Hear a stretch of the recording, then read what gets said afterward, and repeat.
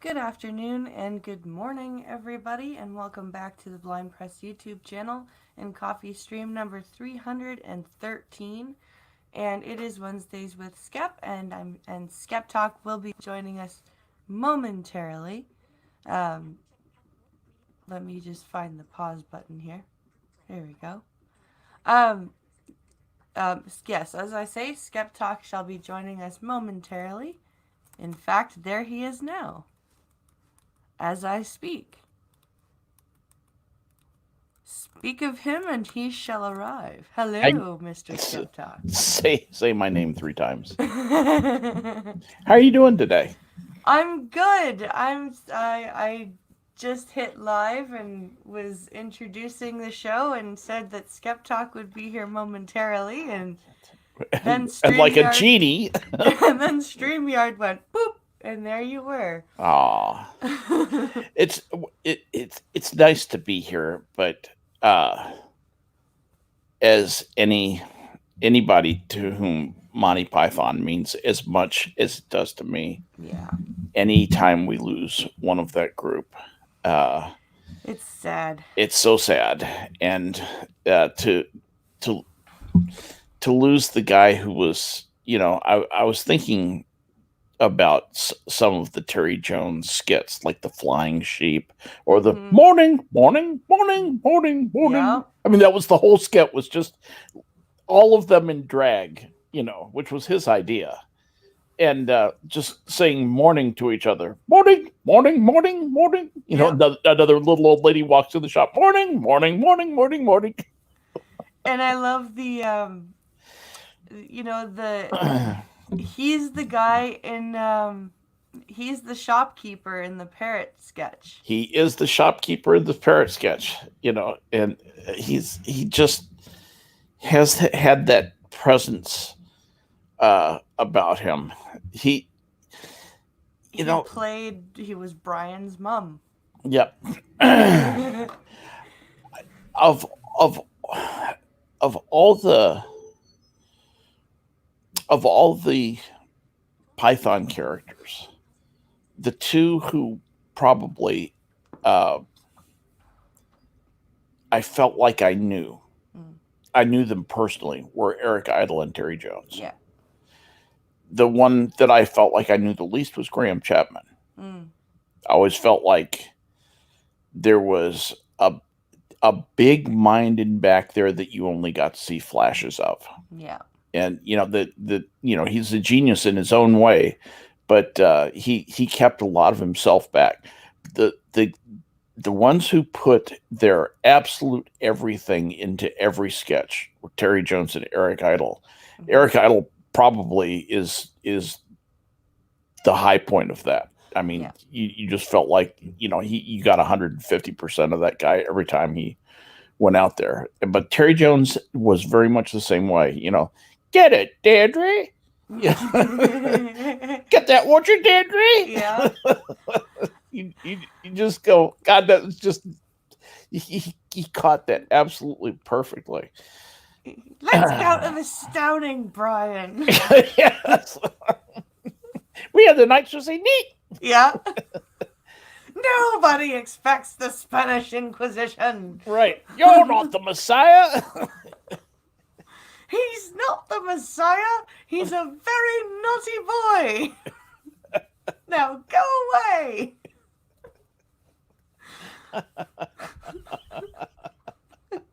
It's just good to laugh at all the joy he brought to so many people. So anyway, rest in peace, I my friend. I Farewell and even I even following seas.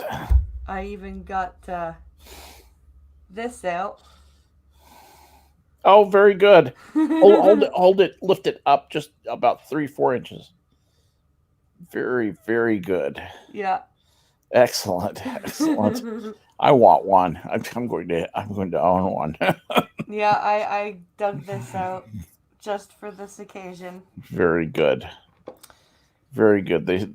We should remember them in awe. I mean, the pythons, they were in their heyday in the late 1960s, in the Yeah. early 70s. That was when I was in high school, and I would go around with my friends, and we'd be quoting Monty Python that we had seen on PBS, right? Because that's the only place where we could get BBC. Yeah. And PBS gleefully broadcasted the Monty Python Flying Circus. They broadcasted every minute of it, and I just absorbed it. And we would go out and practice our imitations. I remember my junior or senior year in high school. I can't remember. There was one point where in one of my classes, we'd come in, and I would say, "Morning, morning, morning, morning, morning, morning." Oh man, this is a cheese shop, isn't it? Yeah. Just it's very clean. Certainly uncontaminated by cheese. Stop the bloody music. Yeah. And plus, he was just part of that.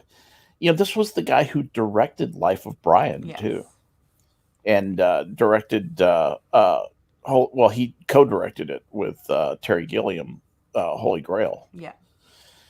And just a brilliant genius man. And where Gilliam was kind of the technical genius of the camera and the animations and stuff like that,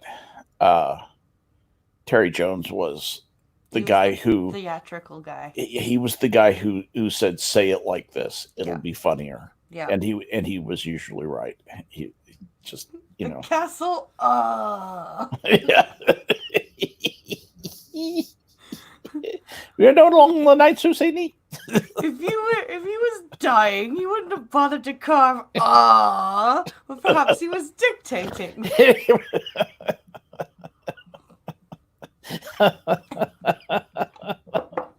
We could just do the whole stream on that.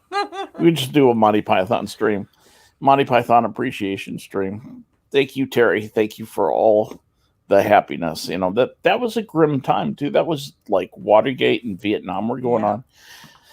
People, the snowflakes right now, they think we have big trouble.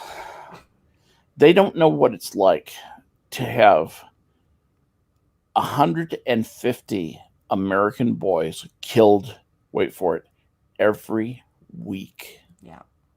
For years. Okay. And 40% of them are African American. Mm-hmm.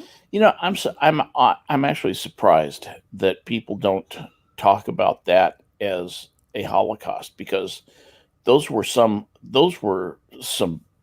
good kids who had bright futures, who were, thrown out as cannon fodder in Vietnam. And McNamara's racist approach to use quote unquote low IQ soldiers, which was code for black guys. Yeah. That moment in South Park where they says, Operation Get Behind the Darkies. Exactly. Yeah. Operation Get Behind the Darkies had its roots in the very real way that McNamara felt like black people were expendable, and he was a Democrat. Black guys were called Human Shield, and the white guys were called Get Behind the Darkies, right? Yeah. And they, and McNamara was a John F. Kennedy Democrat. Just so you know, he was Lyndon Johnson's Secretary of Defense, and just essentially so stupid that it bordered on evil. He really believed his own press notices about how brilliant he was, that he could not make a mistake, and he made blunder after blunder. Anyway, he was our Chamberlain. He really truly was. He got a lot of American kids killed. That's unforgivable. I don't know why I branched off into that. Kind of a bummer. I guess I'm in a bad mood about Terry Jones. Anyway, let's say hi to chat. Hello, yeah, Peter what's Almond. going on? Hello, W.R. Costin. Hello, Duck Dog. I almost said hi to Nightbot again. It's cool, Nightbot. I don't want Nightbot to feel left out there. RVA. Yeah. Next 6 minutes. Gunny's there. Did you say hello to Gunny? Fox is here saying it's a slow news day. Don't worry, I've got a few articles picked out. Oh, are you kidding? Did you see Shoe on Head's video about Elizabeth Warren as a snake? Honestly, I can't listen to Shoe. Well, her voice drives me crazy. I can't. I understand that. I have actually seem to have a lot of friends who have that same problem, and I know what you mean. That irritating smug. I know more than you do, and all that stuff. But she makes some really good points. That this little feud between Bernie Sanders and Elizabeth Warren, it is the Democrats eating themselves. Oh yeah, and for sure. I think it's a rift that is going to hurt them. I don't know what they're going to do for a candidate. It looks like it's going to be Biden by default, and that's just not going to work. It's not going to work for the Democrats. No. I mean, it's going to lead to Trump being reelected. Yeah. People will get out and support Joe Biden about like supporting a wet blanket. He's a moldy old codger who can barely put two thoughts together, and that ain't happening. So anyway. Yeah, no, it's not a good idea to have Joe Biden as president. President Joe Biden. Good Lord, can you imagine that maniac son of his running amok? Oh my God. You know, Dad, I need another pardon. Yeah. It's cocaine again. No problem, son. I think I left the pardon pad in the kitchen. Just pull another one off and initial it. You know how to make it look like mine, right? Sign it for me, son. And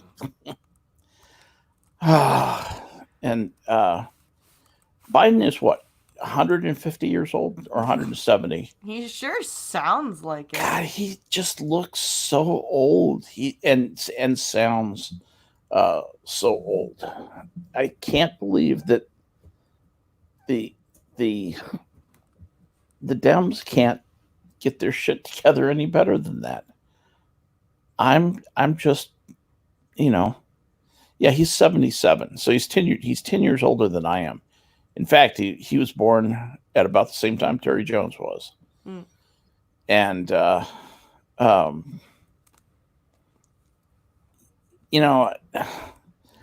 feel sorry for the tough things he's had to face in life, losing his wife and his son and all that stuff. But that's not a reason to vote for somebody. No.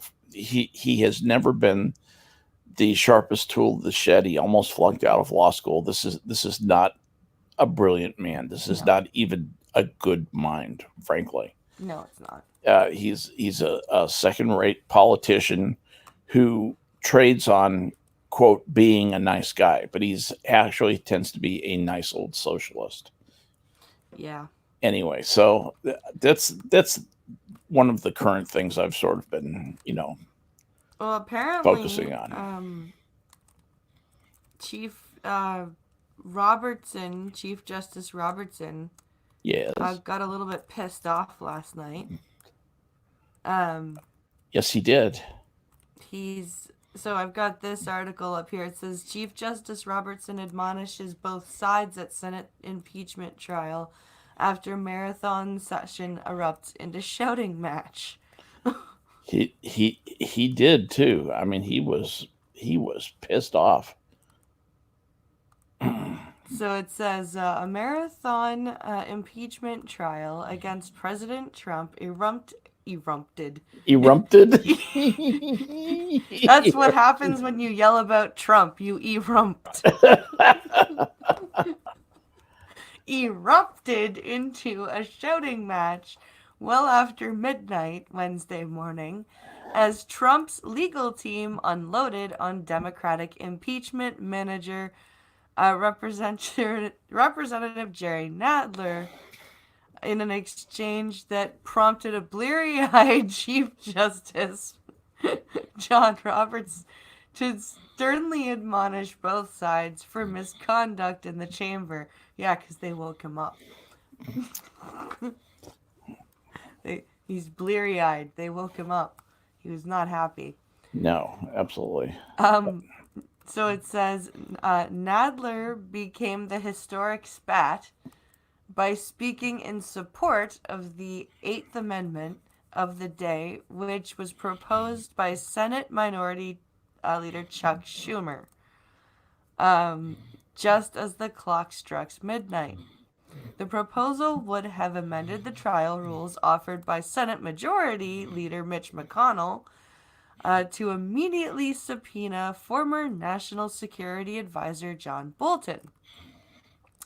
McConnell's rules, which were eventually adopted in a 53 to 47 party line vote at 1:40 a.m. Eastern Wednesday, largely mirror those from the Bill Clinton impeachment trial in 1999, permit new witnesses and documents to be considered only later on in the proceedings, after opening arguments are made.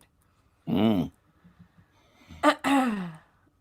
So it Yeah, says, but go ahead, keep going. Okay, so it says, but Nadler, who was overheard apparently planning to impeach Trump back in 2018, said it would be a treacherous vote and a cover up for the Republicans to reject a Bolton subpoena amendment, claiming that only guilty people try to hide evidence. Bolton has reportedly described Trump's conduct as akin to a drug deal. What? Yeah, this was interesting. I have a slightly different article with a slightly different take on that. Let me offer this. This was filed by CNN. Okay. Chief Justice John Roberts, who's presiding over the impeachment trial of President Trump, scolded both the Democratic House managers and the president's defense team early Wednesday morning after a contentious exchange on the Senate floor. The extraordinary moment capped an acrimonious opening to Trump's impeachment trial and placed Roberts, who otherwise largely handled procedural tasks on day one, in the position of reminding advocates for both sides to maintain decorum during the highly partisan affair. And here's what he said. I think it is appropriate for me to admonish both the House managers and the President's counsel in equal terms to remember they are addressing the world's greatest deliberative body, Roberts said. One reason it has earned that title is because its members avoid speaking in a manner and using language that is not conducive to civil discourse. Oh. Roberts had just listened to the impeachment managers and Trump's legal team rip into each other after House Judiciary Chairman Jerry Nadler made the case for issuing a subpoena for former National Security Advisor John Bolton's testimony. During that argument, Nadler accused Republican senators of, quote, voting for a cover-up, end quote, by killing amendments for documents and testimony of additional witnesses.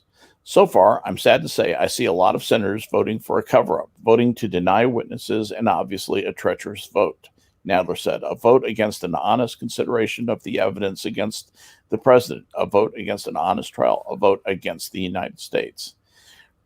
That led to White House counsel Pat Cipollone firing back during his own remarks. The only one who should be embarrassed, Mr. Nadler, is you. For the way you address this body. This is the United States Senate. You are not in charge here.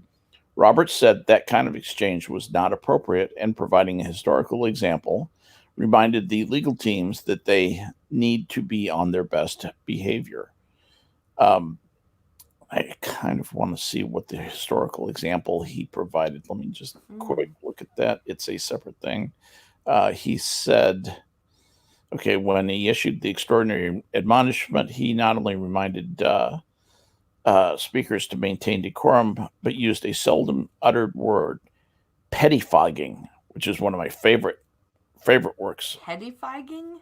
One of my favorite words, pettifogging, to make his point. Roberts had just listened to the impeachment managers and Trump's legal team sharply criticize each other. And Roberts said that kind of exchange was not appropriate, and providing a historical example reminded them to be on their best behavior. In the 1905 Swain trial, a senator objected when one of the managers used the word pettifogging, and the presiding officer said the word ought not to have been used. Roberts said, I don't think we need to aspire to that high of a standard, but I do think those addressing the Senate should remember where they are. Merriam-Webster defines pettifogging as worrying too much about details that are minor and not important.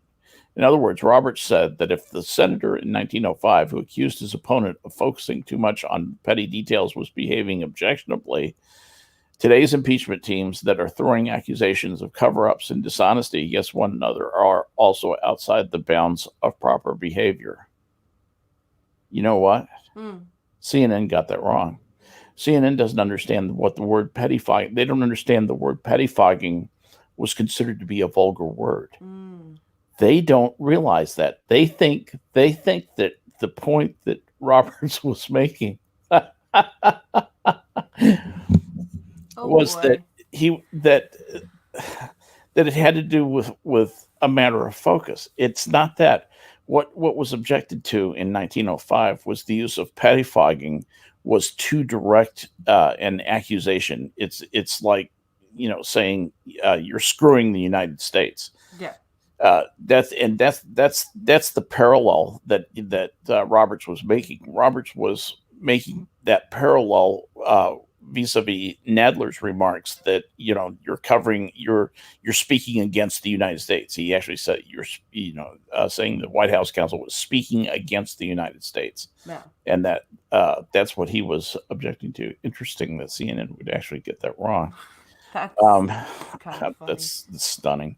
Throughout Tuesday's trial, Senate Republicans defeated a series of amendments from Senate Minority Leader Chucky the Schumer to subpoena the Trump administration for Ukraine documents, as well as testimony from key administration officials.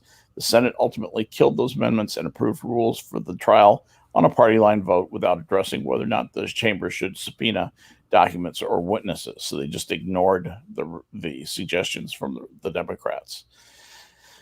And then it goes into a thing about what Robert's role is in presiding over the shouldn't the trial. Democrats already have all the documents and witnesses they need? Well, see, that's the thing. Here's what you've heard what has been said. Now let me explain what's really going on here. What the Democrats are really doing. The Democrats realize that their cause is hopeless. Mm-hmm. They are tilting at windmills, and they know it.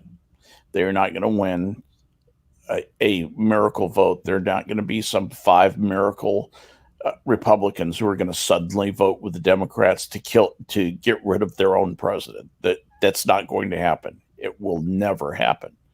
And so they say, well, what's the next best thing we can do?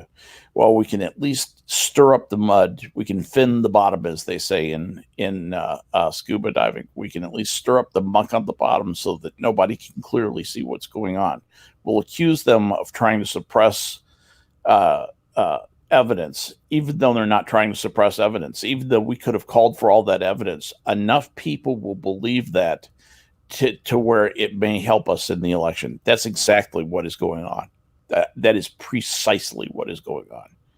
And it's, it's instantly clear to anybody who is, fairly close to what's going on. But to Ma and Pa Kettle, who are out there struggling for a living, to a guy who comes home tired from a day of laying bricks or being a plumber or working in an office, they're going to listen to CNN. CNN's going to explain, Orange Man bad, Republicans bad, and now there's a cover-up going. Now they're covering up just like Nixon did. Yeah.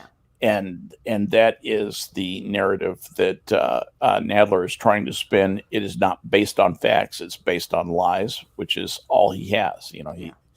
So there you go. That's disturbing. Yeah, it's what they've sunk to, and see, the Democrats will justify this by saying, "Look, we're doing this for good reason. Yeah. Our side is right. Our cause is just. The Republicans' cause is not. They're a bunch of greedy, white, hateful old men, old white men, not like us, not like Joe Biden. No. He's a young, Vibrant, happy, vibrant white man. yeah, easy. They're still okay. He's clued in. He's locked in like a laser beam on target. He's sharp, sharp, sharp, sharp, sharp. And they just can't stand it. So anyway, Nadler has snapped, and he just says this is the best thing we can do. It's actually, in its way, it's kind of crafty. It's hateful, but it's a really smart thing to do from his point of view because it's all he has. Yeah. And so he really truly believes that the way of the Democrats is right and that the Republicans have to be stopped by any means necessary. It's interesting. I just want to take this one step further. I was talking with a friend of mine who hates Trump like it is a holy passion, like it's a religious sacrament. I mean, see, it's seriously to that level. This is a person who has devoted his life to doing good and so forth. I believe that if he could arrange for Trump's assassination, he'd do it. If it could be Wow. gotten away with nobody else hurt, he believes that Trump needs to die. It would be for the good of the country. That's crazy. And that's where the Dems are. That's where the Democrats are right now.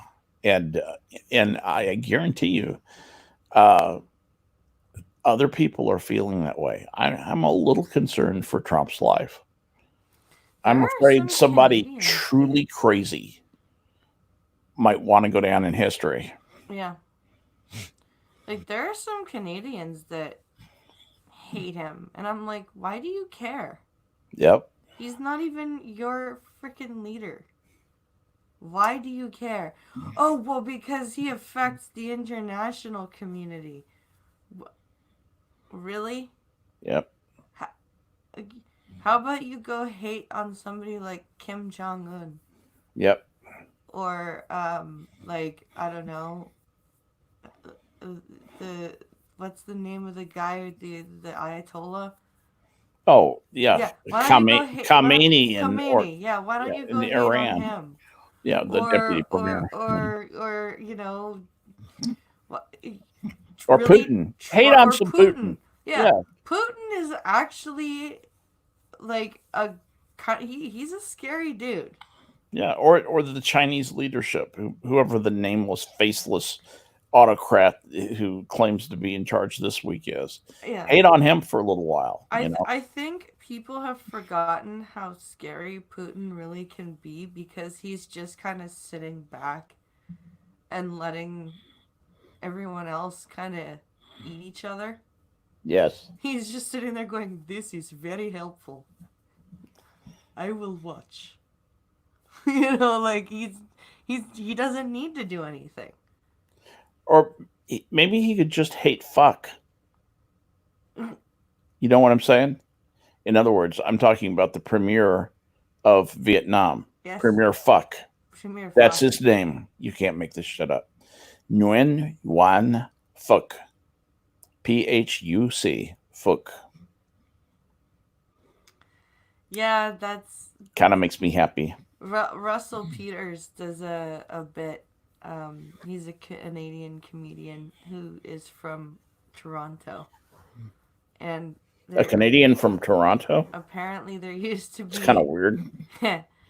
apparently there used to be a Thai restaurant called Full Fuck Lie, and he Okay. used to call them just to hear them answer the phone and go Full Fuck Lie, just laugh. Well, But it was spelt that way too, Phuc. there's actually a place in Thailand called it's Phuc. It's like fuck you or something like that. I can't remember the name of it. I can't believe I can't remember the name of it, but I can't. Um, but Google Earth is going to help me out here. Google And Earth. good old Google Earth. And it's like coastal. It's a Phuket. That's it. Fuck it. Phuket is kind of a beautiful resort area of Thailand, way down on the peninsula, right just north of the Malaysian border. Green Badger says, but Blind Press, haven't you considered Orange Man bad? Oh, yeah, I Yeah. forgot to take that into consideration. Wait a minute. That's right. Orange Man bad. Holy shit. What happens when Orange Man's 2 terms are up? Yeah. Are you gonna keep blaming everything on him after he's out of the White House? You want to know what's really is likely to happen? Seriously? I think Don Jr. wants to be president. Pretty sure. And he doesn't have dad's baggage. I mean, he has dad as baggage, but he does not have dad's baggage. He has lived an exemplary life. Yeah. I mean, he's about as exciting morally as George W. Bush. So, you know, Do you think Don Jr. will run? I think he will wait at least one term and possibly two, depending on who gets elected. I think after the second Trump term, Trump's second term is going to be dismal. Yeah. His first term is going to be considered to be his strongest term. History, I think, will consider it his strongest term. His second term will be largely a lame duck term. I fully expect there to be a reaction back to the left, because that's just what America does. We can't stand prosperity, and we'll lurch back to the left, and we'll elect a Bill Clinton type of Democrat, a kind of a centrist Democrat. Yeah. I do think the good news is that the crazy part of the Democratic Party will stand discredited. So the AOC, Ilhan Omar, those guys, you might see people like Rashida Tlaib and Ilhan Omar reelected to their district because they're so heavily ethnic. You know, you basically have little Somalia and little Palestine electing those people, and there just aren't enough people to vote against those people. So they will always be in there. They will be the new Bernie Sanders. Yeah. You know, I knew about Bernie Sanders 30 years ago. He was that crazy socialist in Vermont that nobody knew anything about. Nobody cared anything about. You know, nobody ever listened to him. He caucused with the Democrats and generally voted with the Democrats. You know, who cares about that guy? The only thing he was ever used for was to prove that the Democrats were crazy, because he was a socialist. I mean, you cannot imagine what anathema that was back in the 1960s. The 1960s were 10 years removed from the House Un-American Affairs Committee and, the McCarthy chasing communists and all that sort of thing, the Big Red Scare. I don't know. I don't know if you meant for me to hijack the stream like this and just start doing stream of consciousness about American history and the political future as I see it. But, you know, those, I have reasons for thinking what I think, and I do have a lifetime of political observation to at least substantiate. You know, I'm not completely crazy, is what I'm saying. There's reasons for me thinking what I'm thinking, and I hope that I hope we'll get some decent leadership. You know, I would like. What I'd like to see, I think that, you know, I hate to say this, but there were some things that Clinton did that made me happy. Yeah. One of the things he did, he balanced the budget. Another thing that he talked about, and he didn't do it as much as he talked about it. It's kind of the Clinton way, unfortunately. But he talked about a very interesting thing. He talked about a third way, a triangulating toward the center. and I really like that idea. I really like the idea of capitalism with a heart. You Yeah. know, I always liked the idea of George H.W. Bush, a kindler, gentler conservatism, a conservatism with some concern for people who don't have it, you know, all the advantages that other people have, but not taken to the insane extremes that the Yeah. leftists have taken it to. You see these snowflakes demanding stuff on campus, trying to deplatform anyone who doesn't agree with their nearly Stalinist points of view. And you just say, how can an intelligent person believe that that's an intellectually valid way of arriving at truth? Exactly. I don't understand how that works either. Like when I said in my video yesterday, when I said near the end, when you start throwing buzzwords at me without any actual point behind your argument, Yes, you've lost your argument because yes. you don't have one. Empty buzzwords are just that, empty buzzwords. That's a great point. I have your video. It's like second in my queue. It's like I think I have one other one to watch, Ah, and then you come up. So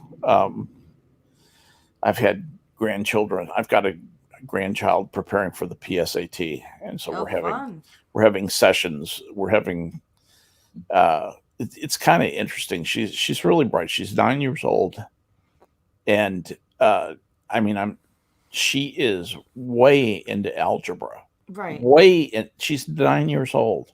I Is didn't learn she it. the one that you showed long division to? Yeah, Okay.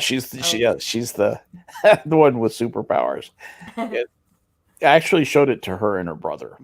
Her brother's 2 years younger than she is, Ah. and it was interesting. His friends couldn't even understand what he was doing. They couldn't even track what Logan was doing. That was pretty interesting. Yeah, and his name is Logan, by the way. That's awesome. So anyway, but yeah, Bella is, uh, you know, she could have a very interesting future, particularly in the political climate, because she is 100% Hispanic and she looks it. Oh. She has the, uh, you know how Liz, you know, people probably describe Liz Warren as being so white, you know, you can't even look directly at her. She's so bright, it hurts your eyes. Uh, this little girl is just as brown can be. She's got the olive skin, huh? She's darker than a lot of black people, Oh. and when she goes out in the sun in the summer, she gets just really dark. The thing of that is when she puts Hispanic on, you know, her applications for college, it's unfortunate, it's not right, but it's going to mean something. And if she has killer board scores, and there's no reason why she should. She took the prep exam and got like a 99 on it out of Oh, 100. wow. So I expect her to do pretty well. But I'm actually starting to cover the basics of calculus. I explained what a first order differential was. I showed her how to take the slope of a function, and she was just fascinated by that. I think she might have her father had a master's degree in mechanical engineering Awesome. before he died. Yeah. So anyway, that's So how I've been spending speaking, my time. But I do want to watch I want to watch your rant video. yeah, I kind of surprised people because Do the you way I just did. sit down and make those, or do you have any kind of notes that you go off of, or So what I do, it took me 2 takes to do that one. really? Um, I wasn't happy with the first one. So you did it all the way through and then said, "Nah, that's I don't like that. I'm going to do it again." Yeah, Oh wow. and Okay. it was three. The first one was 10 minutes, Yeah. and there was a lot of stops and starts in it, and I was like, nah, I don't like that. Um, but what I always have some kind of idea. Like I had decided on like Sunday that that was what I was gonna talk about. Mm-hmm. So I had been kicking it around in my head and kind of formulating what I was gonna say. Um, but I suck. If I go off a script, I absolutely suck. Um, it's the I, same. I think your rants sound really genuine. That's because I don't go off script. Ah, okay. I don't Now have a I script. see what you're saying. I don't have a script because I can't. Like if it was the same in school where if you had to write a speech and then recite your speech, Yeah. I was terrible. Hmm. You get me up there without a speech and just go, okay, talk. I'm fine. I'm Well, you're when a I good extemporaneous speaker. I mean, you're good at speaking, without a yeah. prepared speech. If I have prepared speech, I get so wrapped up in trying to remember what is said when and Mm-hmm. where Mm-hmm. that I completely screw up the flow and how it's supposed to sound. Yeah, you can't. It sounds mechanical It and does, yours. yeah. It sounds absolutely mechanical. I'm terrible at it. Like when Yeah. I used to do public speaking for the CNIB, I never ever ever had a script. I didn't even have cue cards. Right. I just went up there and talked. Right. And I kind of do the same thing with my videos. Like if I always make sure I have a topic Mm-hmm. for my videos, but I if I try and write a script for them, it's terrible. It's awful. I always think of writing either writing a term paper or preparing a speech Mm, as uh, it's the process I have with myself is a little bit funny. I think of it as I need some sentences. I mm-hmm. need to make some sentences to speak, and those are just topic sentences. If I'm going to talk, I'll have like in a half an hour talk, I'll have maybe 10, maybe 7 to 10 topic sentences. Yeah. Then what those do is introduce and define a topic that I'm that going to say more sentences about. So then I think of having now I have these other sub sentences, okay, and I might have a key word, that I want to like if I want to talk about sobriety, Mm-hmm. I'm going to have a part of that that's going to introduce the idea of how can you tell when you have a problem. I'm going to introduce once you realize you have a problem, what do you do about it, Yeah. and what the steps are to beginning to get well, how to become sober, Yeah. and uh, what those things mean. And each topic, each subtopic will have other sentences that just modify it, that just explain. They're expository. They explain what that topic sentence means. They amplify it and flesh out that topic sentence. And then at the end, I just summarize all the topic sentences. That's all my conclusion is a way to weave the topic sentences together in a way that recalls them to the mind of the listeners, and then get the hell off the stage. And but I've one of the things that you do in Alcoholics Anonymous is you get called to speak at AA meetings, Yeah. and you get up and speak extemporaneously for 45 minutes. Mm. Now, some of these things are grim because some people just can't speak, and you have to sit there politely and just go, "I'm glad you're sober, man. don't do this anymore." But other people are wonderful speakers, and they really uh, come out. The other thing is people are they're not high and they're not drunk, Mm. and that makes a real difference. Having cognitive clarity makes a real difference when you're you know uh, doing a speaking engagement. So a lot of them are really good, but it's great practice to get out there and speak for 45 minutes. about being sober, and it makes you comfortable speaking in front of people. My teachers used to hate it because my history teachers and my English teachers, because they'd be like, okay, I want you guys to write outlines before you write whatever you're writing. Right. And I'm like, but I no. Yeah. My brain doesn't work that way. Right. I'm and they'll be like, and then I hand them in this essay or whatever, and they go, "This is a really good essay. Where's your outline?" Yeah. I'm like, It's kind of in my head. "It's You would never you, understand. exactly." You would never understand what produced this. Don't try. Yeah, yeah. It's like, can't you just be glad that you have the essay? And they're like, well, I have to take marks off because you don't have an outline. I'm like, fine, just here, Yeah. You here. realize you're kind of taking marks off because I'm blind, just to make you feel good, Oh, bitch. I got into arguments with people because I teach some teachers just didn't understand that you cannot speed read braille. You you just can't. Yep. Your fingers and the way your brain works when you're touching something does not work the same way as when your eyes are just scanning a page. It just doesn't work.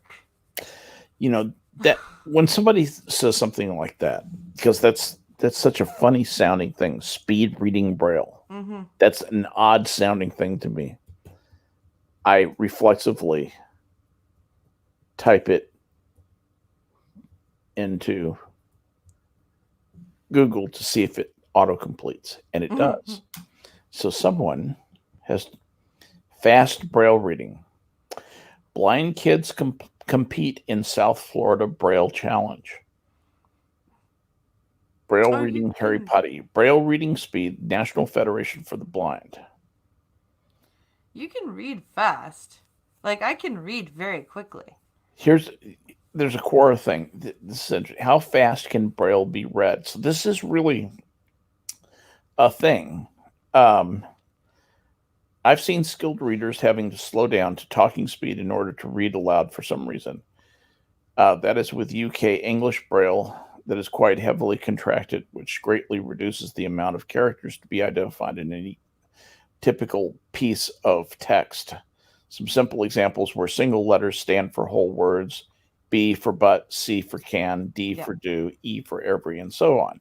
Not all letters have standalone values like this. While most letters are the initial letter of their word, there are two that at least are not. These are X and Z. That's because there are no words starting with these uh, What? uh, two letters common enough in English to warrant Oh, having contractions. So okay. X has been given the value of the word it, It. and Z is the word as. Yeah. Overall, this whole contraction system reduces the volume of Braille characters by something like a third in any typical sample of non technical English. And this has an accelerating effect on the number of words that can be read in any typical minute. So if you take a measurement of your own speech at words per minute, but not racing to get a huge number, then add on a bit more, then you have some idea of how fast Braille can be read. Such readers are invariably those who've lived through an education based on Braille from childhood. Yeah. So it evidently is something that has to be based on years and years and years of Yeah. Braille. When you like kids like me who were born blind Uh huh. or go blind as Early infants, enough, yeah. Mm-hmm. they when they get to kindergarten, they have I think they're called TBIs in the states. Up here they're called itinerant teachers Yes. that specialize in teaching braille. Yes. And when your classmates are learning to read print and write print, you are off with your itinerant teacher and you are learning your braille. Mm. And you spend about the same amount of time, about 3 years, learning braille that you as a child would learn um, printing. Well, I guess they don't teach handwriting anymore, but um, which is sad. Um, but No. um, it it takes about 2 to 3 years to learn to read both contracted and uncontracted braille. Now, it's what people talk about grade 2 braille versus That's grade contracted braille. that's Grade contracted 2 is braille. contracted. Grade Okay. 1 is completely letter for letter. And so when we say contracted braille, we're talking about braille where certain letters like E for every Yeah. one letter, one capital E, I guess they're capitalized, right? Not all. This It's has only capitalized when it's at the beginning of a sentence. okay, So if you are reading a sentence that says, "I go to the store every day," the word "go" would be G, and the G would not be capitalized because it's not at the beginning of the sentence. So they follow the same punctuation rules in Braille as you would in print. All right, so that's unchanged. Yeah. Let's see. An additional important factor in Braille reading speed is the use of two hands over one. Can you explain that to me? So reading with how the hands, hell does that work? So reading with two hands is a lot faster. You would put, so if I have a book, we're gonna pretend there's a book in front of the camera. So you'd hold your book like your hands would be like this, and you go like that, and then your left hand goes like this, and then you go like this, and you keep going down a line, and like this. Now can read. Do that again. So you go both hands, your index fingers are the ones reading usually. Okay. And you so it's just one finger on each hand. That's how I read. All right. I don't know about everyone else. I don't know if other people read with multiple fingers. I just read with my index fingers. And you slide your hand down the line of text. One finger is usually ahead of the other. And then my left hand will usually come down to find the first word, especially if I'm reading out loud. Yeah. My left hand will come down to find the first or second word of the next line, and then my right hand will follow down and carry on. I can read with one hand. I have read with one hand, but god damn, it's a lot longer.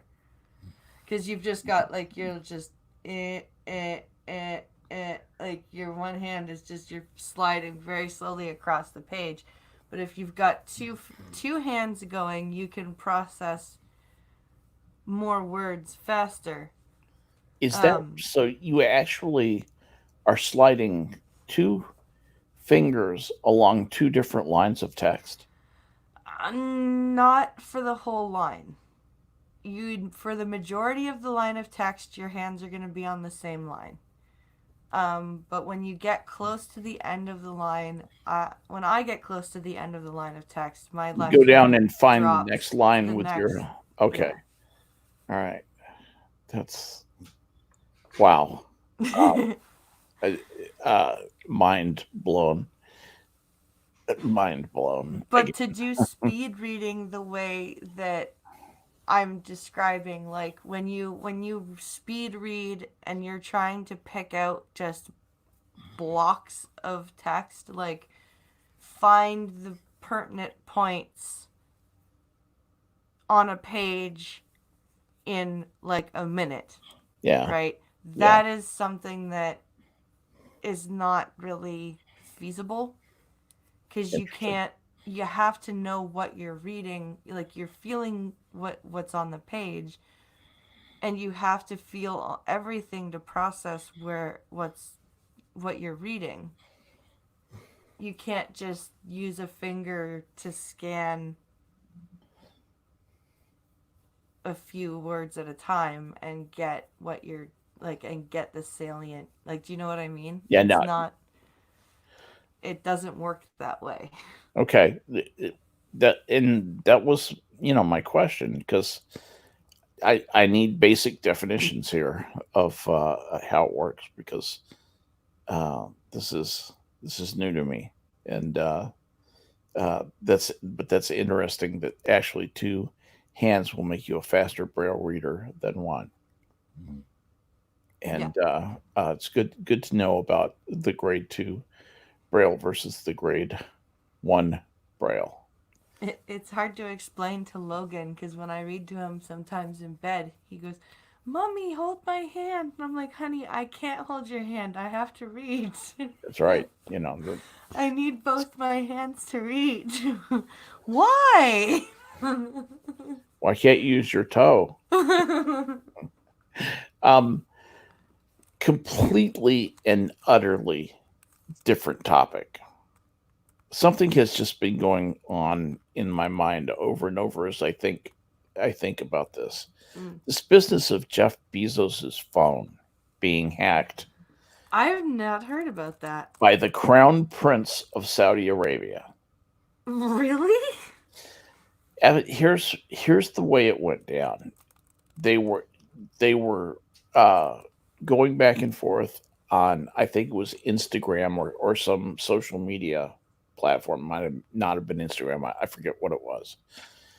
And uh, the Crown Prince sent Bezos a file, and there was malware in the file that hacked Bezos's phone, compromised Bezos's phone. Hmm. And now there's a big to do about it. And I don't know what the upshot was. I don't know if data got shared that shouldn't have been shared, or if it was just an embarrassment that uh, the, uh, uh, the Crown Prince of Saudi Arabia didn't have a clean phone. Been on some interesting porn sites, maybe, possibly. Yeah. That's where you pick stuff like that up. Just saying. So, Uh, did you know that the Chinese coronavirus is reaching 100 deaths, upwards of 100 deaths? that's just great to hear. Mm-hmm. That's just wonderful. And the U.S. announces its first case. Oh, that's exciting. Oh yeah, isn't Where it great? where is it? So let's see what this says here. This is from the BBC. So it says the United States has confirmed the first case of the new coronavirus on its territory. The Centers for Disease Control said that the virus, which originated in China, had been diagnosed in a U.S. resident who arrived in Seattle from China. Sweet. Yay! In the US, the first case of Wuhan coronavirus was confirmed Tuesday in Washington state, stoking fears of an outbreak in this country. Confirmed cases of Wuhan coronavirus Wuhan. are in the United States, Thailand, China, South Korea, Japan, and Taiwan. And they're killing people everywhere. So, what are officials doing in the US, and how can you maximize your risk? Minimize your risk. I guess maximize your risk, go to China. Minimize your risk. What airports are doing? Passengers from Wuhan to the United States, either on direct or indirect flights, are immolated as soon as they arrive. They are burned to death. No, I'm just kidding. They will only be allowed to land at one of 5 U.S. airports. 3 of those airports, John F. Kennedy in New York, LA International, and San Francisco International, are already checking those incoming passengers for symptoms such as fever, cough, and trouble breathing. Mm. By the end of the week, 2 more airports, Hartsfield Jackson, Atlanta, and Chicago O'Hare, will be doing the same. These airport screenings might not catch everyone infected. No kidding. That's because the incubation period can last a week. Great.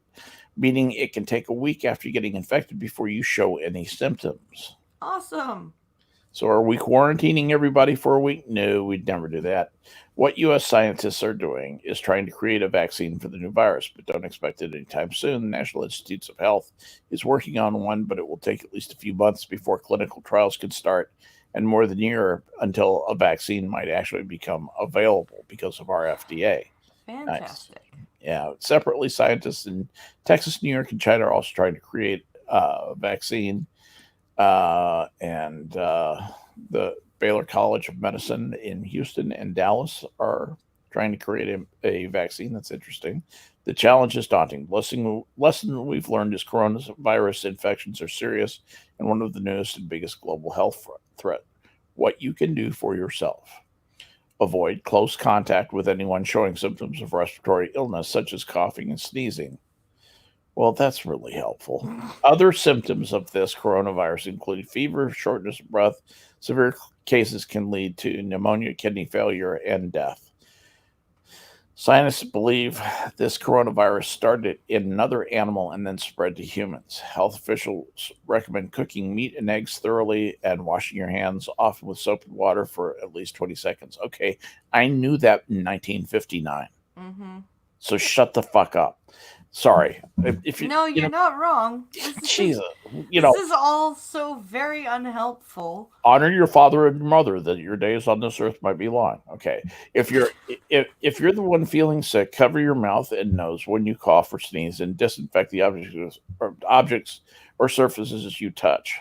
Okay. You mean so do everything you would do if you had a cold, and if it's right. not a cold, you're fucked. Yeah, awesome. Act like it's flu. Exactly. Yay! If you or your doctor suspect you might have the Wuhan coronavirus, place a 9mm pistol barrel in your mouth. No, it says the Center for Disease Control and Prevention advises wearing a surgical mask. Really? Okay. The World Health Organization is having an emergency meeting on Wednesday to decide whether any global recommendations should be made. These global recommendations will cure the problem. Such recommendations could include cross-border screening, increased surveillance, or even quarantine measures for those affected, similar to quarantine rules already in place in China. You got a virus? What care you? So Carlos says he says U.S. scientist lives on mainland China. She says it's not what's here in the West, so I'm getting bird flu epidemic or memories. Okay. Yeah. I remember the bird flu epidemic. That was bad, Yeah. And who knew that birds flew? Our little pun John there. Fox says, I say put a travel ban on all incoming Chinese flights. Yeah. North Korea has basically said, stay the fuck out, China. I don't know of any other countries that have said that. We started the stream with Terry Jones, and just to take it full circle, did you know that he was in a 39-year open marriage with a woman? I did not. Yes, they had an open marriage, and he had a relationship with a woman the last 5 years of his open marriage. And he eventually divorced the 39-year marriage to take up with the 5-year marriage. He's an interesting guy. He's a complicated guy. I thought he was bisexual, honestly. You kind of wonder about that because he was in drag so much, He was the one who always dressed up as a woman. Yeah. And I know Eric Idle is openly gay. Is it Eric Idle? I did not know. I know Eric Idle is gay. It's funny. I always figured I would know something like that, but I just never occurred to me to even wonder about that. Yeah, he's gay. So here's something that makes a lot of sense, and I say this with all the sarcasm I can muster.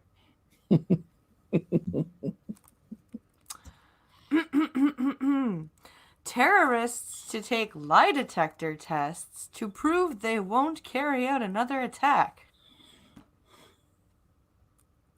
Because, that's perfectly... You can't fake those. No, you can't beat a lie detector test. You can't beat a lie detector test. No, sorry, Bob. So, So this says terrorists can be forced to take lie detectors tests to prove they are reformed characters and not planning another attack in new plans announced by the government. Good Lord. Plans to introduce polygraph testing are part of a major overhaul in the way terrorists are punished and monitored, including tougher sentences to see them locked up for longer. The wave of measures amid counterterrorism sentencing and release bill released after the latest London Bridge attack prompted plans for change. It is less than 2 months since convicted terrorist unpronounceable embarked on a killing spree armed with 2 knives and wearing a fake suicide vest after attending a prison rehabilitation program near London Bridge. It is understood there are hopes terrorists who are going to be out on license can be made to take the polygraph test in a Right. similar way to which sex offenders are sometimes questioned Oh Lord. for their behavior. Oh. Because, the sex offenders are always passing those lie detector tests and not reoffending. It. I have to share you a story from the days of development of the atomic bomb in the United States. The scientists at Los Alamos, led by that bad boy of physics. Oh, what was his name?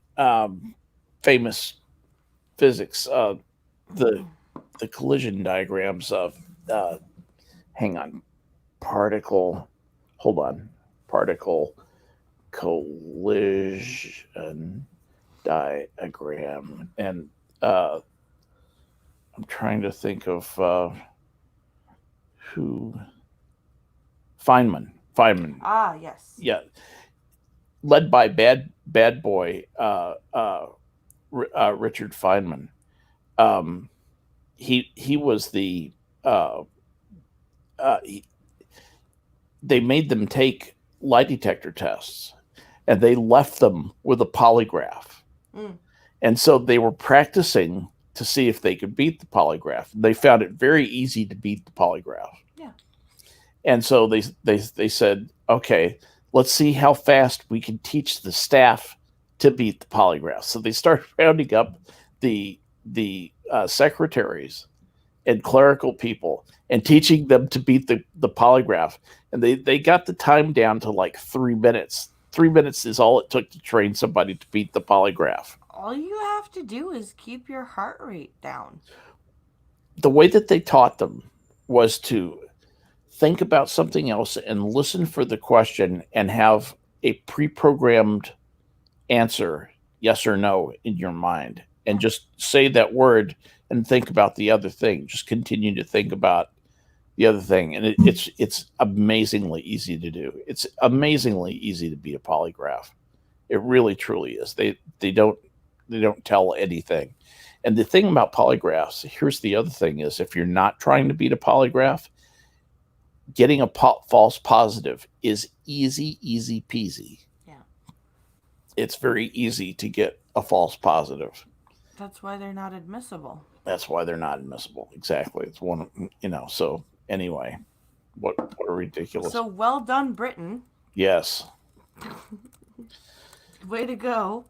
It's like Britain has turned into Monty Python land. Except without any actual humor. True. By the way, you said that Eric Idle is gay, but I'm looking in Wikipedia. It says Eric Idle has been married twice. I was wrong. It was Graham Chapman. Graham Chapman was gay. Yes, Graham Chapman was the. That's what I was going to say. He was the gay? I was wrong. He was no worries. Yeah, Graham Chapman. That was the. But.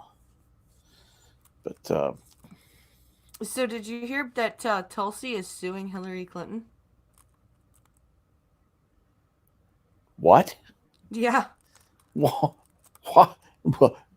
Huh? Yeah, Tulsi Gabbard is if Safari will fucking behave, Tulsi Gabbard is suing Hillary Clinton for $50 million for her Russian accent comment.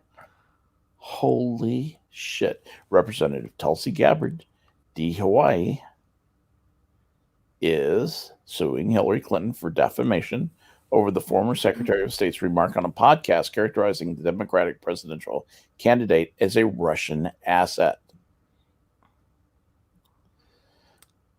Gabbard filed the defamation lawsuit Wednesday in the U.S. District Court for the Southern District of New York. Gabbard's lawyers allege that Clinton's comments have, quote, smeared, end quote, Gabbard's, quote, political and personal reputation, end quote. Tulsi Gabbard is a loyal American civil servant, blah, blah, blah, typical lawyer thing. And Representative Gabbard's presidential campaign continues to gain momentum. Really, none of us noticed. But she has seen her political and personal reputation smeared and her candidacy intentionally damaged by Clinton's malicious and demonstrably false remarks. Gabbard's campaign referred all questions for the lawsuit to her lawyer. In response to the lawsuit, Clinton spokesman Nick Merrill said, "That's ridiculous. Mrs. Clinton didn't do nothing. Yeah. Mrs. Clinton is a very nice lady. And if you want to have a nice day, you should treat her like a nice lady because she can be very petulant. And she is annoyed. You don't want to annoy Mrs. Clinton. You know what I mean? A bad thing could happen." Sorry. In a podcast released in November, Clinton said she thought Republicans were, quote, grooming, end quote, a Democratic presidential candidate for a third-party bid. She also described the candidate as a favorite of the Russians. Clinton did not name the candidate, but it was clear she was speaking about Gabbard. Jeez. I don't think that she will be able to prove No, the malicious part. You have to have hard to prove. Yeah, it's almost impossible. Proving defamation is very hard to do unless you have like actual in text or audio recordings of somebody going, "This person whose name is this is a this," and then you can prove that you are not what they like. Yeah, and I want to hurt them. Yeah, You have to be on tape saying, "I want to hurt them because for malicious reasons." Mm-hmm. Then you can assert malice. It is very hard to prove that. It's almost impossible. So anyway, and Costin says, in the news now, your region will be targeted for a one-day strike by the Ontario Teachers Federation Blind Press. Yay! I say sarcastically to myself. You know, so tell me from a Canadian point of view, who do you think is going to win the American election, and who do you want to win the American election? Trump's winning. You think he's going to win? I think he will too. Trump's going to win for sure. Who do you want to win? I think I want Trump to win. Okay. Because as much as he is annoying, yeah, and as much as he, says dumb shit on Twitter, I can Pinkalo and I are always doing this. We're asking people, what has Trump done that makes him such a bad man? And after 4 years, we still have not been told anything definitive. It's always, well, he's just bad. Yeah. Well, how? Well, he's racist. How? Well, he says third world countries are shitholes. But what more proof do you need? They are. Go there and live there if they're so beautiful and everything's working fine. Why are you still here? But Orange Man bad. He doesn't want immigrants in the country. No, he doesn't want illegal immigrants in the country. He wants people to come in legally. How is that bad? People who bring talent and ability, It's xenophobic. What? How? Well, Orange man bad. People have a right to come to the States. No, they don't. Why? And the other thing is the interesting thing that's being asserted by the governor of California is illegal aliens should have the right to vote in American elections. Absolutely, they should not. Of course not. It should be restricted to American citizens, and you should have to prove your citizenship. My point in saying that is that uh, can you imagine Canada saying, okay, we're going to let all of the people in Pakistan vote on Canadian issues and will be bound by the Pakistani vote because I'd be like, yeah, Orange no. man bad. That's essentially what Newsom is saying. Mm-hmm. He's saying we're going to invite all these illegals to basically become American citizens. And in the meantime, before they become American citizens, regardless of their background, regardless of what their predilections are, regardless of whether or not they want to assimilate into our culture. In fact, we don't want them to assimilate. We want them to keep their own culture and be separate from us and be separate from one another and be balkanized into communities we can give handouts to so we can control them. Oops, I said the quiet part out loud. You know, I don't know. I despair for the Democrats.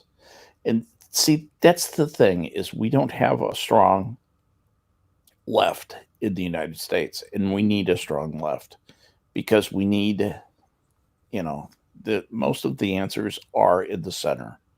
Most of the answers come from the middle part of the spectrum of extremes. Yeah. Between the extremes.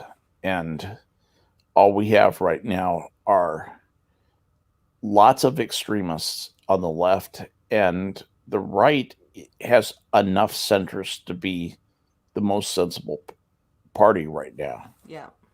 But it doesn't bode well. Yeah, I agree. I think Trump is going to win.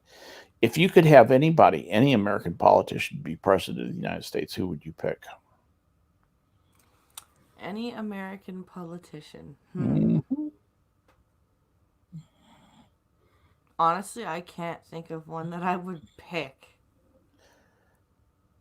I'll tell you who you may have to choose from. I think it's going to be Ted Cruz versus Donald Trump Jr. I think you'll see that matchup. And Ted Cruz will be the old man. He'll be the Joe Biden then. So stand by. It could be an interesting ride. Can Ted Cruz actually run for president, though? Why not? He's Canadian born. Is Ted Cruz? I'm pretty sure he's Canadian born. Is that something he just identified with? No, because it's a social construct. Birthplace is a social construct, right? I could have sworn Ted Cruz was an Albertan. And then moved to the States when he was very, very young. I could have gotten that wrong too. No, he's from Calgary. Calgary, Canada. Yeah. So we would have to annex Canada. So yeah, Ted Cruz can't run for president. Yes, he can. I thought he had to be born. He does, but there are exceptions. Ah.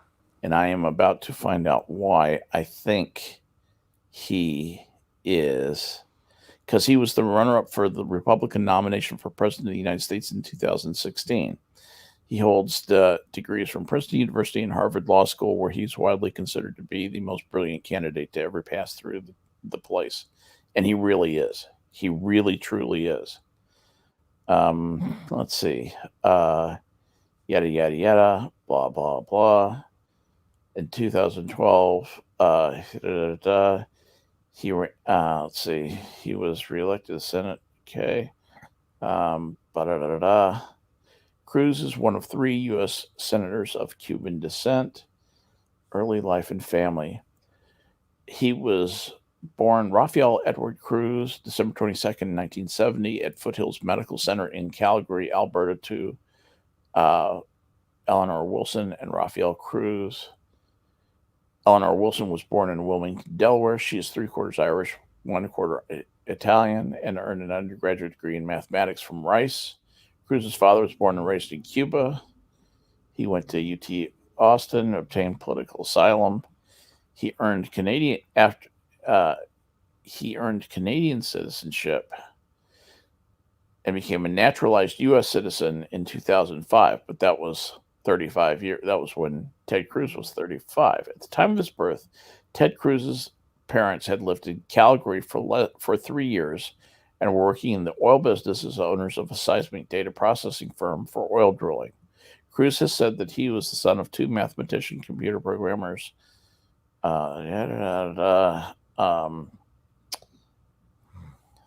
Let's see. You know, I don't understand. I understand that he has both Canadian and U.S. citizenship. Hold on one second. Let me just look. Is Ted Cruz eligible to run for president? Green Badger says, I'd like to see Trey Gowdy just to see him run, or Trey Gowdy run just to see him on the debate stage. Yeah, you know what? That would be awesome. Let's see. If you're a constitutional scholar who loves debating the etymology of terms used in the late 18th century, the past few weeks, blah, blah, there's chatter about whether or not Ted Cruz is eligible to run for president. But when he announced his candidacy, the general consensus was that he is probably qualified, and that's good enough. The issue. Cruz was born in Calgary, Alberta, to an American citizen and a Canadian citizen. Someone is considered an American citizen if they meet one of three qualifications. They are born on U.S. soil, regardless of parent citizenship. They're born outside the U.S. to at least one American parent. They go through the naturalization process and are granted U.S. citizenship. Cruz is clearly a citizen under the second qualification, so what's the problem? Well, according to Article 2, Section 1 of the Constitution, no person except a natural-born citizen or a citizen of the United States at the time of the adoption of this Constitution shall be eligible to office of the President. Neither shall any person be eligible to that office who shall not have attained 35 years and have been 14 years of residence within the United States. Cruz is 45 years old, has lived in the United States since he was a child, but since the framers never explained what the term natural-born citizen means, his presidential eligibility is up for debate. So, one of the biggest proponents of the Cruz's eligible theory is Harvard-educated lawyer and former clerk to Chief Justice William Rehnquist, who says under longstanding U.S. law, the child of a U.S. citizen born abroad is a natural-born citizen. That's what they're saying. If a soldier has a child abroad, that child is a natural-born citizen. That's why John McCain, even though he was born in Panama, was eligible to run for president. Okay, now I understand. Gotcha. That's why George Romney, Mitt's dad, was eligible to run for president, even though he was born in Mexico. Okay, so there's plenty of there's longstanding U.S. law that argues in favor of that. So I don't think that's a problem.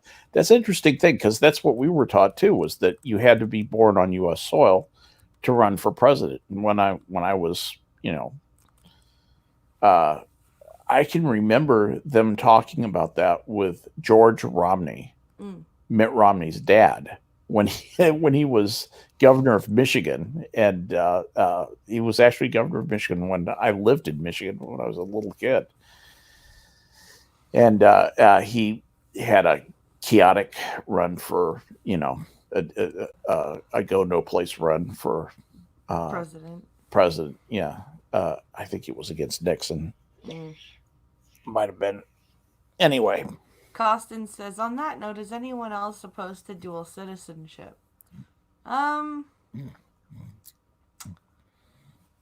don't know if I'm opposed to it, but Like, I don't violently oppose it, but I don't love it, if that makes any sense. Yeah, it's kind of a problem. I'm not like, yay, dual citizenship, but I'm not like, fuck dual citizens. You know what I mean? Like, What here's the problem. Dual citizenship is when a person is legally a citizen of two countries at the same time, right? yeah, And that means that you're going to have rights in both countries at the yeah, same time. When you have rights, what else do you have? What comes along with rights? responsibilities. Responsibilities, right? And so you're going to have responsibilities in both countries. What if those responsibilities are in conflict with one another? For Yeah. example, let's say that a person is a dual citizen of Iran in the United States, Mm. and one of your duties in as an Iranian citizen is to uh, try and betray the United States in everything that you do. Yeah. Uh, you're going to have a problem, right? You know, it's Or what if you're yes, what if you say in the 70s when there was the draft for Vietnam, what if you were a Canadian and a citizen and a US citizen? yeah. U.S. citizen law does not address dual citizenship, by the way. Hmm. Um, so a U.S. citizen may naturalize at a foreign state without any risk to his or her citizenship. So Really? if I were granted Canadian citizenship as an honor or something like that, it would not affect my citizenship as a United States citizen at all. I could even be president. I thought you had to renounce. There's no law around it. Huh. Yeah. And in fact, in the list of countries that allow dual citizenship, are you ready for this? Hmm. It's Australia, Barbados, Belgium, Bangladesh, Canada, Czech Republic, Cyprus, Denmark, United States, United Kingdom, Switzerland, South Korea, South Africa, Egypt, Greece, France, Finland, Germany, Iraq, Italy, Israel, Ireland, Poland, Hungary, Iceland, Kenya, uh, Sweden, Slovenia, Syria, Serbia, Armenia, Thailand, Lebanon, Malta, Spain, Tonga, Philippines, Sierra Leone, Sri Lanka, Pakistan, Portugal, and Turkey. And those are all countries that you can hold You can have dual dual citizenship. citizenship. The countries where dual citizenship is not permitted is it's interesting. Listen to the sound of these countries: Andorra, Austria, Azerbaijan, Burma, Bahrain, Botswana, Japan, China, Fiji, India, Indonesia, Ecuador, Estonia, Iran. You hear a lot of fascist and communist countries, don't you? Mm-hmm. Papua New Guinea, Kuwait, Kazakhstan, Chile, uh, Korea, Kuwait again, strangely, Latvia, Singapore, Slovakia, Ecuador, again, strangely, Fiji, Malaysia, Netherlands, Wait, Fiji? yeah, Fiji. Fiji was in the other list. Yeah. Hang on. I think this list writer doesn't know what they're talking about. No, Fiji is not in the other list. Oh, I thought it was. It's not. I just looked. It's not. It Oh, definitely is not. weird. Definitely not. I could have sworn I heard Fiji in the other list. Yeah, I no. am weird. No, you heard Finland, but not Fiji. Finland, that's Yeah. it. Okay. Nepal, Venezuela, again, strangely for the third time. Norway, Zimbabwe. It sounds like more than one person compiled this list and they didn't merge them. Yeah. Yeah, Nepal. Okay, so anyway, you basically hear a bunch of communist and fascist nations and high authority like Japan nations. Mm-hmm. Uh, it's interesting. Japan is in 1, 2, 3 times this list. They did not edit this list at all. Anyway, but are we ready for our science article? Let's have the science article. Bring on Oh. the science. All right. Bring us So, the science. oldest known asteroid strike may have ended snowball Earth. So, scientists have theorized that there was a period of Earth, in Earth's period, history, um, that the entire Earth was basically frozen, solid. Right. Um, and it's been a good long time since that was a Well, it's been more than 2 billion years ago, right? yeah. An asteroid slammed into Earth and created a 43-mile wide crater in Western Australia's outback. Yeah. Now, researchers believe that it is the oldest known impact crater. Do you mind if I read this? No, go ahead. Predating others by 200 million years. And it's possible that the impact led to a great thaw as Earth exited a global frozen state. Unlike the moon, Earth's surface is geologically active and constantly changing. This makes it difficult to determine where the oldest impact craters are because erosion, active tectonic plates bury the evidence or change it. To determine that Australia's unpronounceable, but it looks like Yarrabubba, Yarrabubba crater is the Yarrabubba crater is the oldest. Researchers conducted an isotopic analysis of minerals within the crater. Zircon, one of my favorite minerals, more on that later, and monazite, both minerals found at the site, had undergone shock recrystallization caused by an asteroid strike. They published their findings Tuesday in the journal Nature Communications. Given its age, the crater has eroded to a remnant of what it once was, making it hard to determine its original size. That's true of other craters. Researchers have tried to identify across Africa and Australia. Can you imagine trying to identify a crater in Africa, with all the vegetative growth? Yeah, in those cases, they dated material created by the asteroid strikes, but couldn't find the impact craters.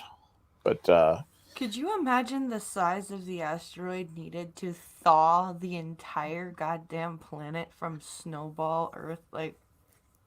Well, they were able to date it very precisely. They said the new age of the Yarrabubba crater created by dating the minerals is very precise. It is 2.229 billion years old. So that's 2,229,000,000. So that's within a million years of precision, which, believe it or not, in geological time is amazingly precise. Yeah. I mean, a million years seems like a lot to us, but that's just because our lifespans are so short. By the way, if somebody could do something about that soon, I'd appreciate that. Anyway, now we know the Yarrabubba crater was made right at the end of what's commonly referred to as the early snowball Earth, a time when the atmosphere and oceans were evolving and becoming more oxygenated, when rocks deposited on many continents recorded glacial conditions. It was also about the time of Skep's birth, said Chris Kirkland, study co-author and professor at Curtin University School of Earth and Planetary Sciences in Perth, Australia. This determination allowed the researchers to match by the timing of the asteroid strike with what they know of Earth's history. The age of the Yarrabubba impact matches the demise of a series of ancient glaciations. After the impact, glacial deposits are absent in the rock record for 400 million years, said Nicholas Timms, study co-author and associate professor at Curtin's University's that school with a really long name. Okay, I'm not going to say it all again. They have it like 14 times in this article. Dudes, relax. You're impressive, okay? Anyway, and then they have a picture of the Yarrabubba crater, and the Yarrabubba crater actually looks like a hill. Wow. It looks like a hill that's all pooched out. It really does. It doesn't look like a crater at all.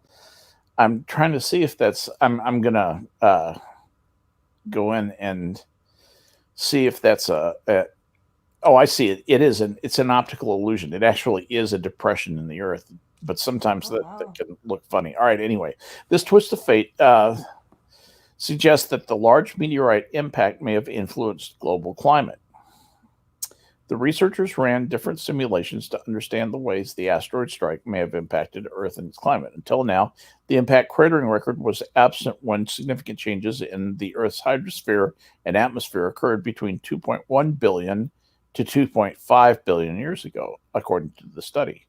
They simulated what might have happened if the asteroid struck a continental ice sheet, given the state of snowball Earth at the time.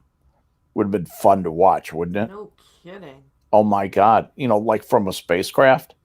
Could you imagine You want to be outside the atmosphere for sure. could you imagine the amount of like the Heat sound and of light. shattering Yeah. ice?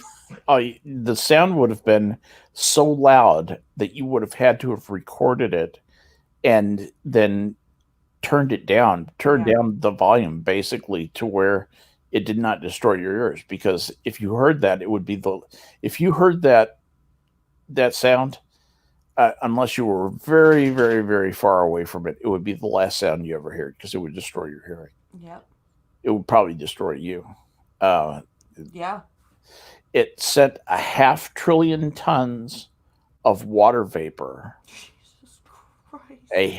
That's 500 billion tons. I want you to think, not just a billion tons, 500 billion tons. Okay, of water vapor, an important greenhouse gas in the atmosphere. This finding raises the question whether this impact may have tipped the scales enough to end glacial conditions.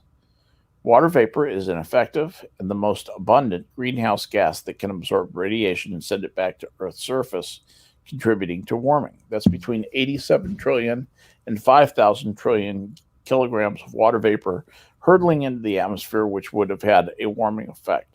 The researchers believe that the potential effects of this on global climate warrant more research. The asteroid strike that led to the mass extinction of dinosaurs, which was only 66 million years ago, so it was just like last week. Yeah. Led to the global ocean cooling and widespread acid rain, which we know because it's been widely studied. Our findings highlight that acquiring precise ages of known craters is important. This one sat in plain sight for nearly 2 decades before its significance was realized, said somebody's funny name, study co-author and senior research at Long University name. Super duper impressively long name. Yeah, exactly. It's an extremely long name. Very impressive. Yarabuba is about half the age of the Earth, and it raises the impact of whether all older impact craters have been so eroded or if they are still out there waiting to be discovered. It's kind of interesting to think about. That's the sort of thing that gets me thinking, as someone who doubts very much the most religious accounts of the creation of the earth. It does make me wonder, something like this, you wonder if there's somebody out there who just takes a peek at earth every 10 million years or so and sees if there's any kind of gross adjustment that needs to be done. He looks over and says, oh, that thing is frozen. I'm going to defrost that. I'm just going to defrost that real quick. We're never going to get life started. Exactly. We're never going to get life started. It's going to give this asteroid a nudge. That's perfect. Okay, and then sit back and wait a few billion years and then see what happens then. Yeah, I don't like those lizards that are all over the planet. Here, yeah, exactly. They're going nowhere. Screw that. Those. I'm going to reboot. And now it's going to be, what the hell have those humans done now? Yes. God damn it, it's time to reboot again. Yeah, I wonder if at some point the dinosaurs were in full of ascendancy and suddenly there was the Windows sudden termination. The blue screen of death. Yeah, exactly. The blue sky of death. Yeah. Oh, that's funny. Pincolo actually says something about the immigration thing. He said his mother, she's a U.S. resident. She's a green card holder.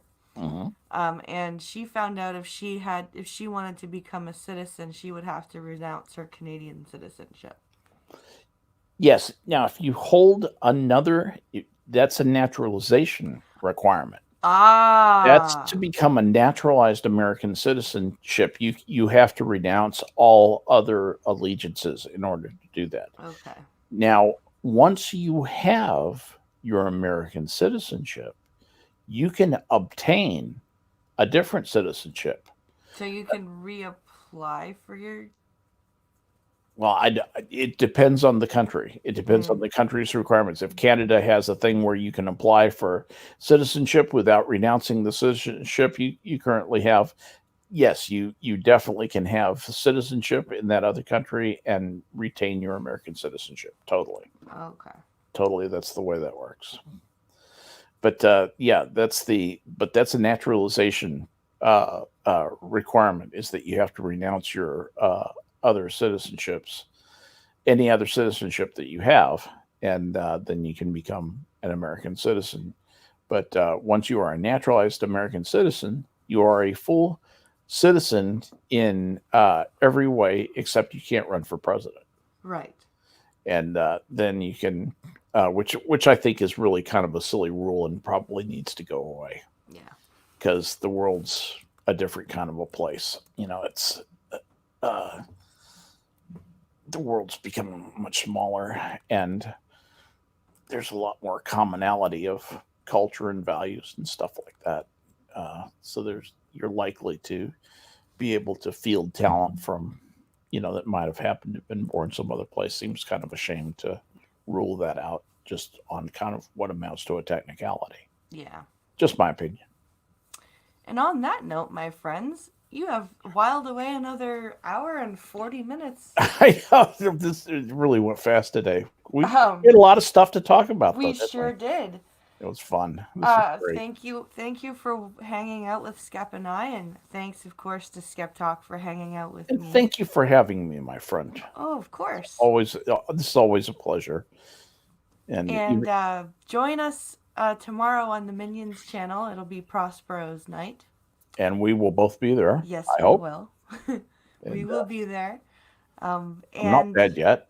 yes, I'll either be I'm. there or I'll be with Terry Jones. It's kind of Yeah. Well, win-win for me. hopefully you won't be with Terry Jones just yet. Yeah, Um, Terry Jones locker, as we say in the Navy. Just kidding. I'm still hunting around for a guest for this Friday, but remember next Friday will be call-in day because it will be the last Friday of the month.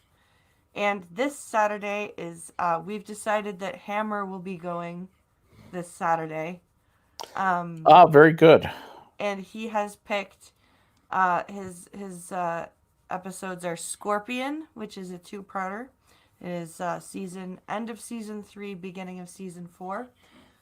Night, which is the first episode of season 5, and Juggernaut, which is episode I believe 21 of season 5. So it's Scorpion, Night Knight, and Juggernaut. and Juggernaut. Yes. All right. And I will get those watched and we'll be ready to go. Well, listen, Yes. thanks for having me on today. Thank you, No chat, for worries. being there. Thank you for coming and listening to us. We don't take you for granted. We do it for you. We have lots of fun doing it. Yes, And we do. on that note, everybody, have a great rest of your day and stay safe out there, guys. And we'll see you later. Bye, everybody.